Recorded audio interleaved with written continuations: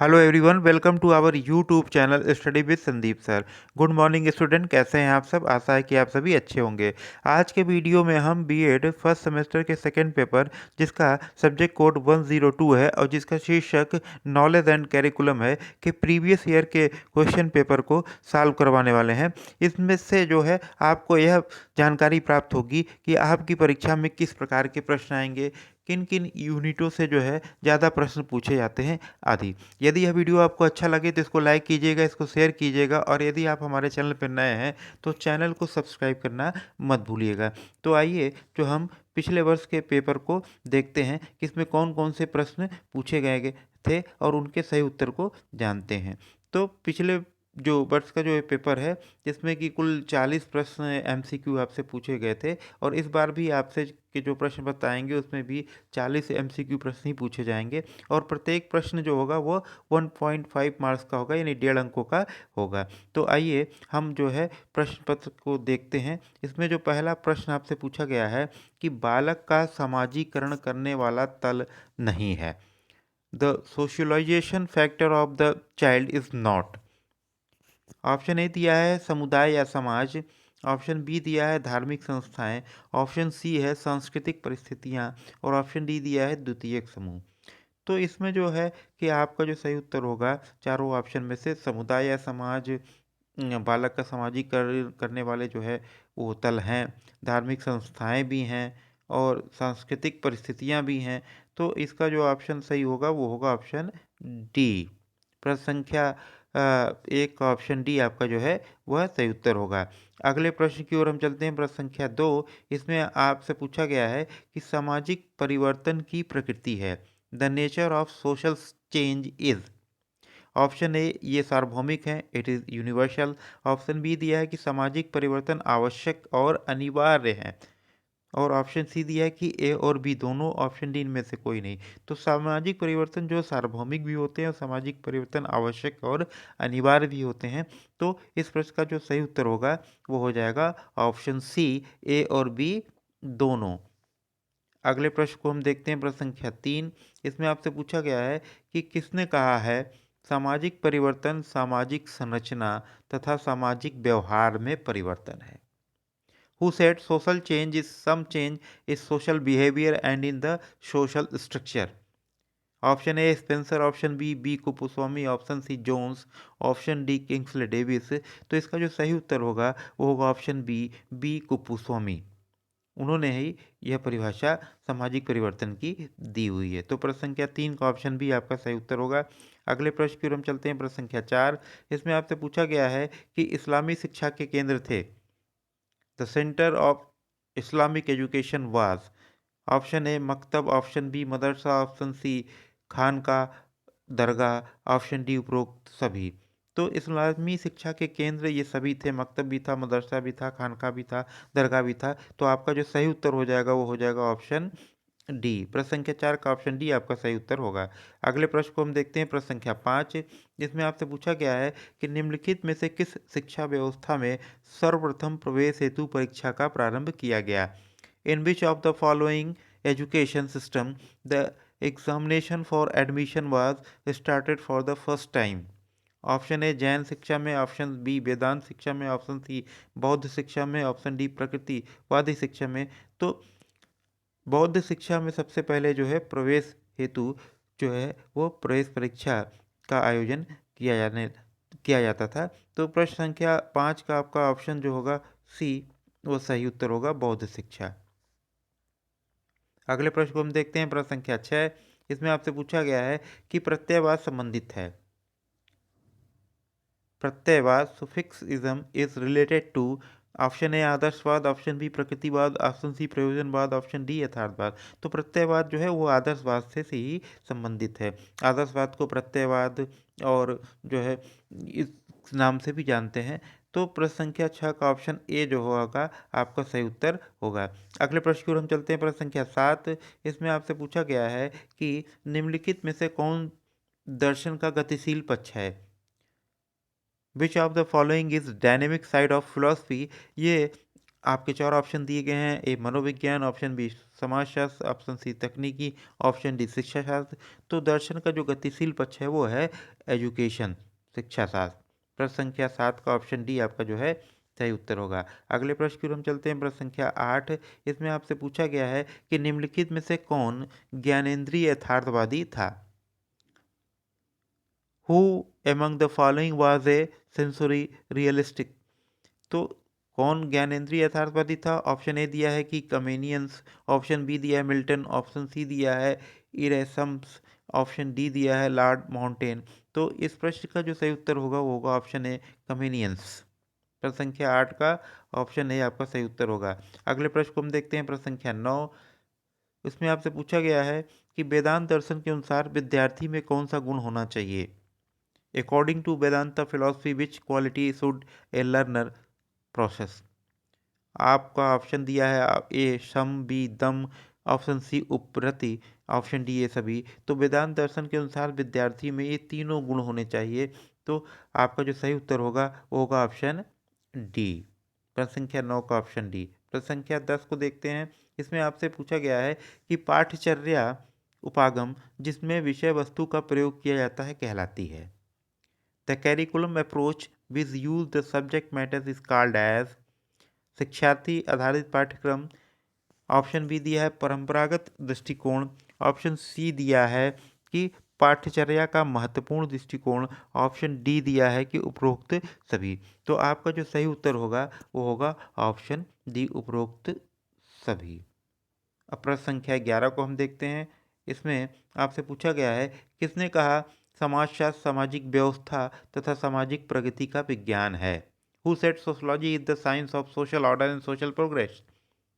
Option A Durkheim, option B Max Weber, option C Auguste Comte, option D Hanson. तो समाजशास्त्र सामाजिक व्यवस्था और प्रगति का विज्ञान है, यह कथन अगस्त काम्टे का है। प्रश्न संख्या 11 का ऑप्शन सी आपका सही उत्तर होगा। अगले प्रश्न की ओर हम चलते हैं। प्रश्न संख्या 12, इसमें आपसे पूछा गया है कि राष्ट्रीयता और अंतर्राष्ट्रीयता, नेशनलिटी एंड इंटरनेशनलिटी इज क्या है। दोनों एक दूसरे के विरोधी प्रत्यय हैं, दोनों एक दूसरे के पूरक हैं, दोनों एक दूसरे के समानांतर हैं या संबंधित नहीं है।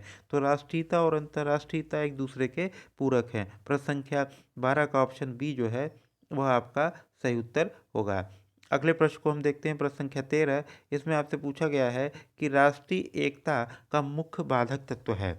ऑप्शन है बेरोजगारी, ऑप्शन बी गरीबी, ऑप्शन सी जातिवाद, ऑप्शन डी इनमें से कोई नहीं। तो राष्ट्रीय एकता का जो मुख्य बाधक तत्व है, मेजर ऑब्स्टिकल जो है वो है नेशनल इंटीग्रेशन का, वो है कास्टिज्म, जातिवाद। प्रश्न संख्या 13 का ऑप्शन सी आपका जो है सही उत्तर होगा। अगले प्रश्न की ओर हम चलते हैं। प्रश्न संख्या 14, इसमें आपसे पूछा गया है कि एजुकेशन एंड सोशियोलॉजी किसकी रचना है। Who wrote education and sociology. Option A दिया Auguste Comte, option B Brown, option C George Payne, option D Emile Durkheim. तो आपका जो सही उत्तर होगा वो होगा option C George Payne.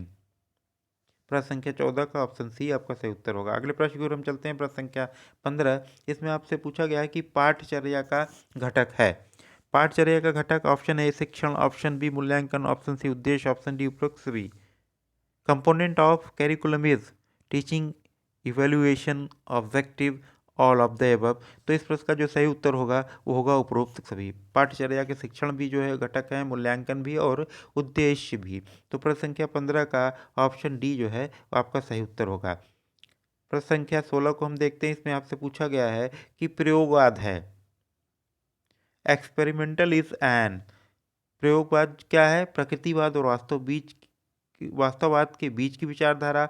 Option B दिया है कि यथार्थवाद और वास्तववाद के बीच की विचारधारा। ऑप्शन सी दिया है कि आदर्शवाद और प्रकृतिवाद के बीच की विचारधारा। और ऑप्शन डी दिया है कि आदर्शवाद और मानवतावाद के बीच की विचारधारा। तो इस प्रश्न का जो सही उत्तर होगा वो होगा ऑप्शन बी, यथार्थवाद और वास्तववाद के बीच की विचारधारा। प्रश्न संख्या 16 का ऑप्शन बी आपका सही उत्तर होगा। अगले प्रश्न को हम देखते हैं। प्रश्न संख्या 17, इसमें आपसे पूछा गया है कि अतीत से वर्तमान में आना, to come from the past to the present it is, ये है प्रश्न संख्या 17 में आपसे यही पूछा गया है। तो इसका जो सही उत्तर होगा ऑप्शन ए दिया है मॉडर्नाइजेशन, ऑप्शन बी दिया हिस्ट्री, ऑप्शन सी दिया है कि भारतीयता, ऑप्शन डी दिया है कि धर्मशास्त्र। तो इस प्रश्न का सही उत्तर होगा मॉडर्नाइजेशन, आधुनिकीकरण। अतीत से वर्तमान में आना आधुनिकीकरण है। प्रश्न संख्या 17 का ऑप्शन ए आपका सही उत्तर होगा। अगले प्रश्न को देखते हैं, प्रश्न संख्या 18। इसमें आपसे पूछा गया है कि प्रतीत समुत्पाद दार्शनिक संप्रत्यय है। प्रतीत समुत्पाद दार्शनिक संप्रत्यय है। ऑप्शन ए दिया है जैन धर्म का, ऑप्शन बी बौद्ध धर्म का, ऑप्शन सी हिंदू धर्म का, ऑप्शन डी सिख धर्म का। तो प्रतीत समुत्पाद जो है वह बौद्ध धर्म का संप्रत्यय है। तो प्रश्न संख्या 18 का ऑप्शन बी जो है आपका सही उत्तर हो जाएगा। अगले प्रश्न को हम देखते हैं, प्रश्न संख्या 19। इसमें आपसे पूछा गया है कि ब्लूम टेक्सोनॉमी के अनुसार शैक्षिक उद्देश्यों को कितने भागों में बांटा गया है। Option A 2, option B 3, option C 4, option D 5। How many parts of educational objectives divided according to Bloom's taxonomy. तो ब्लूम्स की जो टेक्सोनॉमी है उसमें शैक्षिक उद्देश्यों को 3 भागों में बांटा गया है। कौन कौन से हैं? एक है ज्ञानात्मक, एक ज्ञानात्मक हो गया, दूसरा भावात्मक और तीसरा क्रियात्मक। ये 3 जो है शैक्षिक उद्देश्यों का वर्गीकरण ब्लूम्स की टेक्सोनॉमी में किया गया है। तो प्रश्न संख्या 19 का जो है ऑप्शन आपका बी है वह सही उत्तर हो जाएगा। अगले प्रश्न को हम देखते हैं, प्रश्न संख्या 20। इसमें आपसे पूछा गया है कि प्रयोजनवादियों के अनुसार सत्य की खोज किस माध्यम से की जा सकती है। अकॉर्डिंग टू प्रैग्मेटिज्म, प्रैग्मेटिस्ट जो है, truth will be discovered through for experience by intellect, या अनुभव से, बुद्धि से, या दोनों से, या इनमें से कोई नहीं। तो प्रयोजनवादियों के अनुसार सत्य की खोज अनुभव और बुद्धि दोनों से की जा सकती है। तो प्रश्न संख्या 20 का ऑप्शन सी आपका सही उत्तर होगा, ए और बी दोनों। प्रश्न संख्या 21 को हम देखते हैं। इसमें जो है पूछा गया है कि वैल्यू शब्द लैटिन भाषा के किस शब्द से लिया गया है। The word value is derive from which word of Latin language. तो इस प्रश्न का जो ऑप्शन आपके सामने जो 4 है वो है Belum, वेलेरे, option C बेनम, option D वाग। तो इस प्रश्न का जो सही उत्तर हो जाएगा कि वैल्यू शब्द लैटिन भाषा के वेलेरे शब्द से लिया गया है। प्रश्न संख्या 21 का ऑप्शन बी आपका सही उत्तर होगा। अगले प्रश्न की ओर चलते हैं हम, प्रश्न संख्या 22। इसमें आपसे पूछा गया है कि अंतर्राष्ट्रीयता एक भावना है जिसके अनुसार व्यक्ति केवल अपने राष्ट्र का ही सदस्य नहीं होता वरन विश्व का नागरिक होता है। यह कथन किसका है? Whose statement is this? Internationalism is a feeling that the individual is not only a member of his state but a citizen of the world. Option A दिया है Jawaharlal Nehru, option B Goldsmith, option D दिया है doctor Walter, option D दिया है H C labs. तो इस प्रश्न का जो सही उत्तर होगा वो है गोल्ड स्मिथ। गोल्ड स्मिथ का यह कथन है कि अंतर्राष्ट्रीयता एक भावना है जिसके अनुसार व्यक्ति केवल अपने राष्ट्र का ही सदस्य नहीं होता वरन विश्व का नागरिक होता है। तो प्रश्न संख्या 22 का ऑप्शन बी आपका सही उत्तर हो जाएगा। अगले प्रश्न को हम देखते हैं, प्रश्न संख्या 23। इसमें आपसे पूछा गया है कि संस्कृति का जो अंग्रेजी शब्द कल्चर है वो किस भाषा से लिया गया है। तो ऑप्शन ए दिया लैटिन, ऑप्शन बी दिया है ग्रीक, ऑप्शन सी दिया है जर्मन, ऑप्शन डी फारसी। तो संस्कृति का जो अंग्रेजी शब्द कल्चर है वो लैटिन से भाषा से लिया गया है। प्रश्न संख्या 23 का ऑप्शन ए आपका सही उत्तर होगा। प्रश्न संख्या 24 को हम देखते हैं। इसमें आपसे पूछा गया है कि शिक्षा के उद्देश्यों में परिवर्तन का कारण है। शिक्षा के जो उद्देश्य परिवर्तित हो रहे हैं उसके क्या कारण है? जनसंख्या में वृद्धि, ये नहीं है। इस युग की परिस्थितियों में परिवर्तन, ऑप्शन सी दिया है शासन का समय समय पर बदलना, ऑप्शन डी दिया है शिक्षा की आवश्यकता। तो शिक्षा के उद्देश्यों में परिवर्तन का जो कारण है वो है युग की परिस्थितियों में परिवर्तन। जैसे जैसे परिस्थितियां बदलती जाती हैं उसी हिसाब से शिक्षा के उद्देश्यों में परिवर्तन होता जाता है। तो प्रश्न संख्या 24 का ऑप्शन बी जो है आपका सही उत्तर होगा। अगले प्रश्न को हम देखते हैं, प्रश्न संख्या 25, जिसमें आपसे पूछा गया है कि सभ्यता और संस्कृति है। सिविलाइजेशन एंड कल्चर इज युगों का संचय, ऑप्शन बी दिया है कि प्रतिदिन की उपलब्धि, ऑप्शन सी दिया है कि कभी भी अर्जित की जा सकती है, ऑप्शन डी इनमें से कोई नहीं। तो सभ्यता और संस्कृति क्या है? युगों का संचय होती है, कलेक्शन ऑफ एजेस। प्रश्न संख्या 25 का ऑप्शन ए जो है वो आपका सही उत्तर होगा। प्रश्न संख्या 26 की ओर हम चलते हैं, देखते हैं इसमें क्या पूछा गया है। तो प्रश्न संख्या 26 में आपसे पूछा गया है कि संयुक्त राष्ट्र संघ का उद्देश्य है, the purpose of the United nation is. Option A दिया है कि अपराधियों को दंडित करना, ये संयुक्त राष्ट्र का उद्देश्य नहीं है। ऑप्शन बी दिया है कि विश्व में शांति व्यवस्था करना, हाँ ये जो है संयुक्त राष्ट्र संघ का उद्देश्य है। तो बाकी जो अन्य दिए सी, असमान बालकों की सहायता करना, ऑप्शन डी राजनीतिक शिक्षा की व्यवस्था करना, ये सब नहीं है। तो संयुक्त राष्ट्र का उद्देश्य क्या है कि विश्व में शांति स्थापित करना। प्रश्न संख्या 26 का ऑप्शन बी आपका सही उत्तर होगा। अगले प्रश्न को हम देखते हैं, प्रश्न संख्या 27, जिसमें पूछा गया है कि नकारात्मक शिक्षा विशेषता है। Negative education is characteristic of, नकारात्मक शिक्षा किस दर्शन की विशेषता है? तो नकारात्मक शिक्षा जो है प्रकृतिवादियों या प्रकृतिवादी शिक्षा की विशेषता है। प्रश्न संख्या 27 का ऑप्शन बी जो है वो आपका सही उत्तर हो जाएगा। अगले प्रश्न को हम देखते हैं, प्रश्न संख्या 28। इसमें आपसे पूछा गया है कि राष्ट्रीय एकीकरण के मार्ग में बाधाएं हैं। राष्ट्रीय एकीकरण के मार्ग में कौन कौन सी बाधाएं? ऑप्शन ए दिया क्षेत्रवाद, ऑप्शन बी जातिवाद, ऑप्शन सी भाषावाद, ऑप्शन डी उपरोक्त सभी। तो राष्ट्रीय एकीकरण के मार्ग में जो है क्षेत्रवाद भी बाधक है, जातिवाद भी बाधक है और भाषावाद भी बाधक है। तो आपका जो यहाँ प्रश्न पूछा गया उसका सही उत्तर हो जाएगा ऑप्शन डी उपरोक्त सभी। अगले प्रश्न को हम देखते हैं, प्रश्न संख्या 29। इसमें आपसे पूछा गया है कि मूल्य की विशेषता नहीं है। मूल्य की क्या विशेषता नहीं है? तो चार ऑप्शन आपको दिए हैं कि मूल्य अनुभव और अनुभूति में सहायक होते हैं, यह सही है। ऑप्शन बी दिया है कि मूल्यों का क्षेत्र सीमित होता है, ये गलत है। और ऑप्शन सी दिया है कि मूल्य परिस्थितियों के अनुसार बदलते हैं, ये भी सत्य है। और ऑप्शन डी है कि मूल्यों में उत्पादकता तथा सृजनात्मकता होती है, ये भी सत्य है। तो ऑप्शन बी कि मूल्यों का क्षेत्र सीमित होता है, यही गलत है। और यही आपसे पूछा गया है कि मूल्य की विशेषता नहीं है। तो जहाँ यहाँ नहीं पूछा गया है तो मूल्य की विशेषता ये नहीं कि मूल्यों का क्षेत्र सीमित होता है, ये गलत है।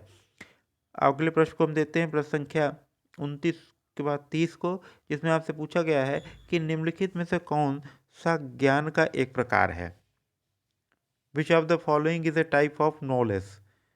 ऑप्शन ए दिया है कि अनुभव जन्य सिद्धांत, एम्पेरिकल नॉलेज। ऑप्शन बी दिया है वैज्ञानिक ज्ञान, साइंटिफिक नॉलेज। ऑप्शन सी दिया है प्रकट ज्ञान यानी रिवील्ड नॉलेज। ऑप्शन डी दिया है कि ऑल ऑफ द एबव। तो ज्ञान के ये तीनों ही प्रकार हैं, अनुभवजन्य ज्ञान भी, वैज्ञानिक ज्ञान भी, प्रकट ज्ञान भी। तो प्रश्न संख्या 30 का जो आपका सही उत्तर हो जाएगा वो हो जाएगा ऑप्शन डी उपरोक्त सभी। अगले प्रश्न को हम देखते हैं, प्रश्न संख्या 31 की ओर चलते हैं हम। इसमें आपसे पूछा गया है कि किसने कहा है कि समुदाय के पूरे जीवन को व्यक्त करने के लिए जिस एक शब्द का प्रयोग होता है वह है संस्कृति। इसको किसने कहा? तो यह जो स्टेटमेंट है वह है आपके ओटावे का। ओटावे ने कहा है कि समुदाय के पूरे जीवन को व्यक्त करने के लिए जिस एक शब्द का प्रयोग किया जाता है वह है संस्कृति। प्रश्न संख्या 31 का ऑप्शन बी आपका जो है वह सही उत्तर होगा। अगले प्रश्न को हम देखते हैं, प्रश्न संख्या 32। इसमें आपसे पूछा गया है कि अच्छी पाठ्य पुस्तक की विशेषता नहीं है। अच्छी पाठ्य पुस्तक की क्या विशेषता होती है? जैसे मुद्रण स्वच्छ, शुद्ध और स्पष्ट हो, ये तो अच्छी पाठ्य पुस्तक की विशेषता है ही। ये मुख्य पृष्ठ सचित्र, आकर्षक और सुउद्देश्य हो, तो ये भी अच्छी पाठ्य पुस्तक की विशेषता है। शब्दों का आकार बड़ा, शब्दों का आकार इतना बड़ा हो जाए तो देखने में अच्छा लगे, तो ये अच्छी पाठ्य पुस्तक की विशेषता नहीं है। एक नॉर्मल साइज होना चाहिए, बहुत बड़ा बहुत छोटा भी नहीं होना चाहिए। ऑप्शन डी दिया है कि विषय वस्तु का प्रस्तुतिकरण शिक्षण उद्देश्य और मूल्यों के अनुरूप होना चाहिए, ये भी सत्य है। तो अच्छी पाठ्य पुस्तक की विशेषता नहीं पूछा है, कौन सी नहीं है? तो शब्दों का बड़ा आकार यही जो है नहीं होगा। प्रश्न संख्या 32 का ऑप्शन सी आपका सही उत्तर होगा। अगले प्रश्न की ओर हम चलते हैं, प्रश्न संख्या 33। इसमें आपसे पूछा गया है कि ह्यूरिस्टिक विधि देन है। Heuristic method is given by, option A प्रकृतिवाद, ऑप्शन बी प्रयोजनवाद, ऑप्शन सी यथार्थवाद, ऑप्शन डी आदर्शवाद। तो ह्यूरिस्टिक विधि जो है वो प्रकृतिवादियों की देन है। प्रश्न संख्या 33 का ऑप्शन ए जो है आपका सही उत्तर होगा। अगले प्रश्न की ओर हम चलते हैं, प्रश्न संख्या 34। इसमें आपसे पूछा गया है कि आदर्शवादी शिक्षा का सबसे कमजोर बिंदु है।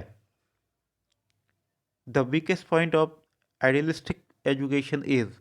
ऑप्शन ए अनुशासन, नहीं आदर्शवादियों का अनुशासन बहुत टाइट था, कड़ा था। ऑप्शन बी पाठ्यक्रम, पाठ्यक्रम उनका कमज़ोर कड़ी था, लेकिन जो उनकी सबसे कमज़ोर कड़ी थी या सबसे कमज़ोर बिंदु था वो था शिक्षण विधि, टीचिंग मेथड। तो आपका जो सही उत्तर हो जाएगा वो हो जाएगा ऑप्शन सी, शिक्षण विधि। अगले प्रश्न की ओर हम चलते हैं, प्रश्न संख्या 35। इसमें आपसे पूछा गया है कि किसने कहा है कि अत्यंत गंभीर अर्थ में यह कहना बिल्कुल उचित है कि जिस प्रकार शिक्षा दर्शन पर आधारित है उसी प्रकार दर्शन शिक्षा पर आधारित है। ऑप्शन ए दिया है जेंटाइल, ऑप्शन बी दिया है फिक्टे, ऑप्शन सी दिया है जी पैट्रिज, ऑप्शन डी दिया है आर रस्क। तो इस प्रश्न का जो सही उत्तर होगा वो होगा ऑप्शन बी, फिक्टे। फिक्टे ने कहा है कि अत्यंत गंभीर अर्थ में यह कहना बिल्कुल उचित है कि जिस प्रकार शिक्षा दर्शन पर आधारित है उसी प्रकार दर्शन शिक्षा पर आधारित है। प्रश्न संख्या 35 का ऑप्शन जो है आपका बी वो सही उत्तर हो जाएगा। अगले प्रश्न की ओर हम चलते हैं, प्रश्न संख्या 36। इसमें आपसे पूछा गया है कि प्रयोजनवादी विद्यालय को मानते हैं एक प्रयोगशाला, लेबोरेटरी या एक शिक्षा का केंद्र, ऑप्शन बी दिया है, ऑप्शन सी दिया है कि सीखने का साधन, ऑप्शन डी है संस्था। तो प्रयोजनवादी जो है विद्यालय को एक संस्था मानते हैं, इंस्टीट्यूशन। प्रश्न संख्या 36 का जो है ऑप्शन डी आपका सही उत्तर होगा। अगले प्रश्न की ओर चलते हैं, प्रश्न संख्या 37। इसमें आपसे पूछा गया है कि दर्शन का अभिप्राय क्या है। चिंतन करना, ऑप्शन बी देखना, ऑप्शन सी अवलोकन करना, ऑप्शन डी सत्य की खोज करना। तो दर्शन का अभिप्राय होता है लुक्स, देखना, दृश्यन इति दर्शनम। आपने देख पढ़ा होगा इसको। तो प्रश्न संख्या 37 का ऑप्शन बी जो है वह सही उत्तर होगा। अगले प्रश्न की ओर चलते हैं, प्रश्न संख्या 38। इसमें आपसे पूछा गया है कि कक्षा नायकी पद्धति का जन्म हुआ था। The monitorial method was born in, option A बौद्ध काल में, ऑप्शन बी इस्लाम काल में, ऑप्शन सी वैदिक काल में, ऑप्शन डी इनमें से कोई नहीं। तो कक्षा नायकी या मॉनिटरियल जो मेथड है वह उसका जन्म हुआ था वैदिक काल में। प्रश्न संख्या 38 का ऑप्शन सी आपका जो है वह सही उत्तर होगा। अगले प्रश्न की ओर हम चलते हैं, प्रश्न संख्या 39। इसमें आपसे पूछा गया है कि किसने इस बात पर जोर दिया कि शिक्षा एक सामाजिक प्रक्रिया होनी चाहिए। Who emphasized the education should be a social process? Option A Plato, option B Rousseau, option C John Dewey, option D अरस्तु। तो इस प्रश्न का जो सही उत्तर होगा वो होगा जॉन डीवी। अगले प्रश्न की ओर चलते हैं, प्रश्न संख्या 40 जो इस प्रश्न का अंतिम प्रश्न है। इसमें आपसे पूछा गया है कि शिक्षा में व्यक्तिक उद्देश्य किसकी देन है। Whose contribute of individual aim of education? Option A John Dewey, option B Adler, option C Raymond, option D Nunn. तो शिक्षा में जो व्यक्तिक उद्देश्य देन है टीपी नन की। प्रश्न संख्या 40 का ऑप्शन डी आपका सही उत्तर होगा। तो ये सारे 40 प्रश्न जो है आपके पिछले वर्ष के पेपर 102 में नॉलेज एंड करिकुलम में पूछे गए। और आपको यह वीडियो अच्छा लगे तो आप इसको लाइक कीजिएगा, इसको शेयर कीजिएगा। और यदि आप हमारे चैनल पे नए हैं तो चैनल को सब्सक्राइब करके आप जो है बेल आइकन के बटन को प्रेस कर दीजिएगा, ताकि आपको आपके जो विभिन्न आपकी आगामी जो परीक्षाएं होने वाली है उससे संबंधित जो प्रीवियस ईयर के क्वेश्चन पेपर हैं, मॉडल पेपर है, उसका नोटिफिकेशन आपको समय समय पर मिलता रहे। जय हिंद, धन्यवाद।